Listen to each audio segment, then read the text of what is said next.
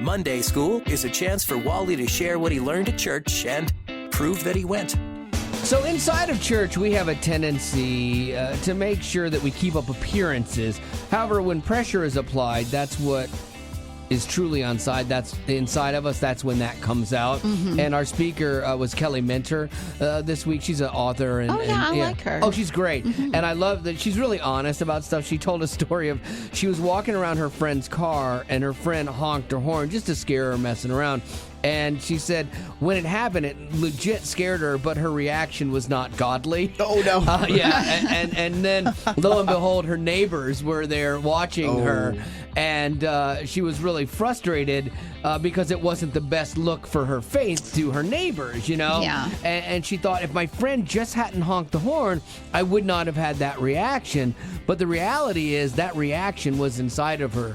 You know, and that was the problem. And that was the point she was making. Because you can blame other people for the situation that causes your reaction. But ultimately, why are you looking at me, Rock? Because you blame me and Gavin for a lot of things. Well, you guys make me this way. Once again, another blame. Yeah, so in Mark 7, Jesus addresses this when he gets into it with the Pharisees. He says, these people worship me in vain. Their teachings are merely human rules.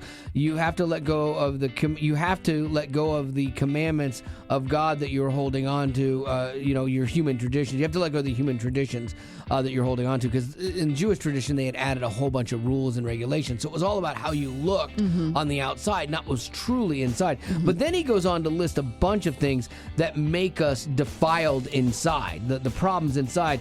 He says, first, from within, out of a person's heart, that evil comes. Sexual immorality, theft, murder, adultery, greed, malice, deceit, lawlessness, envy, slander, arrogance, folly. That covered a bunch of stuff. I know we tend to raise other people's sins and say, well, their sin is really, really bad. But that covers a whole lot of stuff that both Betty and Gavin do.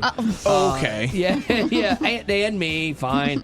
And this stuff doesn't just appear, because we keep it at bay so many times. But then when something happens, some external force, all of a sudden it creeps to the surface. And that's kind of the problem. And the thing is, though, the thing I keep coming back to is that Jesus isn't interested in us modifying our behavior. A lot of times we try to do that. We go, oh, you got to do all these things right. He's not interested in that. He's interested in the change that happens at our core, so that when the pressure is on, our responses will actually look more like Jesus. And we'll say fiddlesticks. Fiddlesticks, exactly. That's what my mom always said. I still say that to this day.